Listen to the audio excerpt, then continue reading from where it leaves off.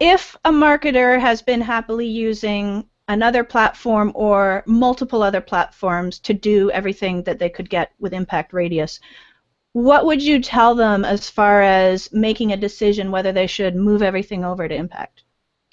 Well, the first thing we want to do is talk about the products they're using, how they're using them, if there's any challenges around those products, if there's anything that they're not getting from those products. We really want to understand their marketing environment, what's working, what's not working, where they need to be.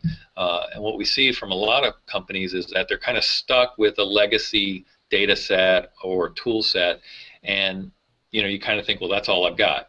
And then as we start to work through that and show them our systems, it helps them to understand, kind of what really is available to them. So it's really, I think if you're using existing products, it's just really having that conversation to learn like what's working for you, what's not. I don't sit there and recommend you should just sign up with us and start trying it. I think you really want to understand that there is a definitive benefit available and a goal. A lot of times what we really want to understand from the client is, what is going to make them more successful? What's going to make working with us, how are they going to deem that successful? And really identifying all those milestones before we kind of go down the road of selling and implementing. Yeah, okay. So speaking of success, what tips would you give a marketer to basically optimize their success and optimize their ROI? Well, the first thing, is really understanding what's important to your company, your department, and your job. Most people, unfortunately, don't have very specific KPIs that they're being measured on. Some people do, some people don't, but it's really making sure you identify all those up front. Some people are straight up just return on ad spend, or ROI, or they're looking for just simple things. But when there's so many metrics out there and there's such a depth of data, there's so much that you could be measuring and understanding where you're moving the needle, and also really understanding the value of channels in order to optimize. So you really have to kind of sit back first and figure out what are all the things that are important to our business. It could be we're really focused on new customer acquisition. We want to get new to file, and so you want to be able to measure wherever you're spending money, what percentage is new to file, and also maybe where you get overlap between channels. So I think it's really about figuring out what's important to your business, and then making sure the tools that you're using can accurately measure and report on it. That's where you're really going to get your return on investment.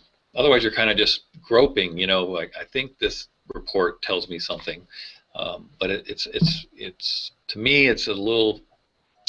I kind of call it like getting in the hamster wheel. I think people, as a knee-jerk reaction, log into systems and run reports without really understanding what they're trying to measure. They're just letting the system tell them what they measured.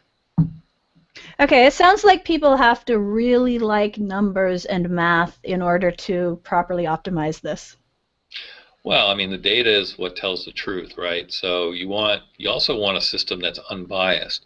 So there's a lot of tools out there that tend to bias towards themselves or towards certain marketing channels, and you want to make sure that you kind of have this agnostic or neutral kind of Switzerland tool set that doesn't care to flavor the data or influence how certain channels look over another. You want to just have the gospel, right? The truth.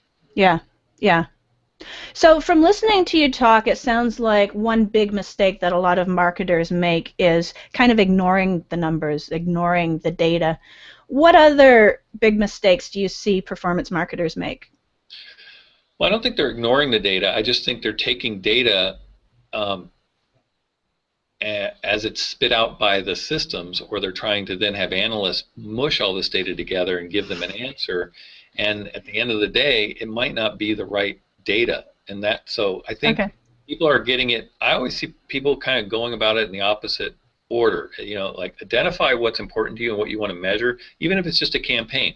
What are all the success criteria, and what is the outcome of this campaign? Now, how will we measure that? Where is that report or those reports? Now start running those reports and understanding the data. But what most people are doing instead is they launch a campaign and they just log into a system and they run like the report that's at the top, or the report they've always run. and they may be missing out on key pieces of data that could help them optimize that better. Okay, so beyond learning how to properly deal with the insights and the analytics and the data, any other big mistakes that you see in general? I think it's getting better, but I think a lot of companies still have their marketing channels siloed, and they may get together and meet and talk about it, but they don't really have a holistic view of all that data. I do paid search, and so the paid search reports that we drove $1 million in sales. An affiliate guy doing affiliate says I did $1 million in sales, and then display says they did $1 million in sales, and then you've got display or social media and all these people claiming credit, and you add it all up and it's $7 million, but in reality there's only $6 million in revenue on the books, right? So it's really about making sure that people are working together to have kind of a unified view of the data and a better understanding of how everybody works together to help each other grow the sales, as opposed to kind of trying to have a land grab, for your right. Yeah. Okay. So you mentioned don't just go and sign up and try it.